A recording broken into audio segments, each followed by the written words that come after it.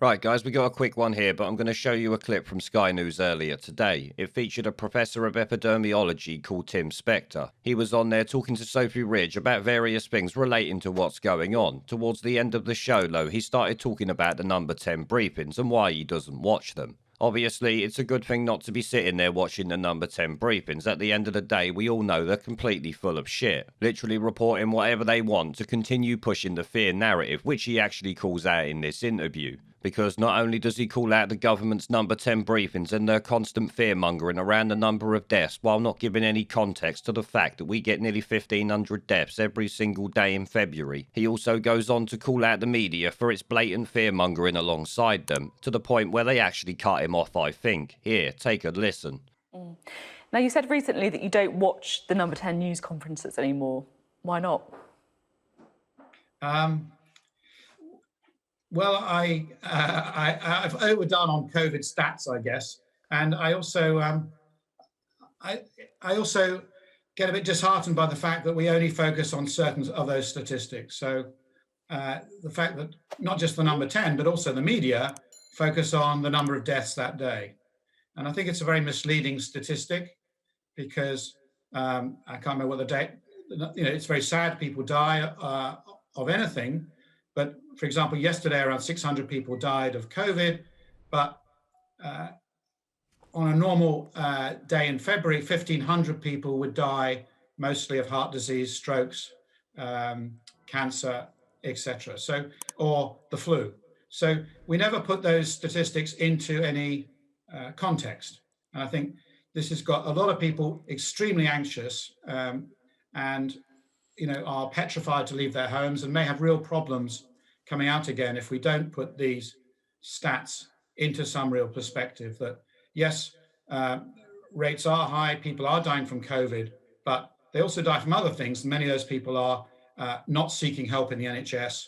They are having mental health problems. They're not getting their cancer looked at, not looking after their heart, etc. So I just would like to see also perhaps less fear-mongering and more a general picture. And that's... Oh, we've just lost you. We did get through most of the interview, though. Fascinating stuff. Professor Tim Spector there from King's, the founder of the Zoe app. Now, I've got to say, it is rather refreshing to hear someone say that, especially someone credible. He is from King's College London.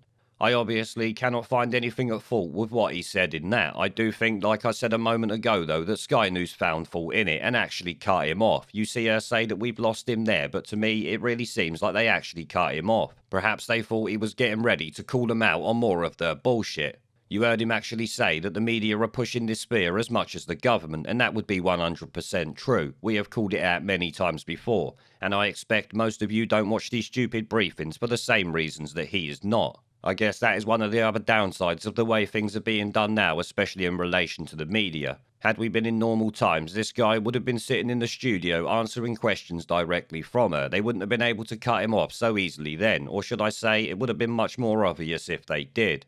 I feel I should point out, though, I'm noticing a lot more people on the TV and in Parliament are calling out the government and the media's bullshit. Hopefully this continues and grows at a rapid pace to end this nonsense. Most of you might have heard that we might be coming out of lockdown on the 8th of March in some sort of sense. I don't know how true this is at the point, and of course things could change. Sage could bounce the government into doing what they want once again. Anything is possible at this point.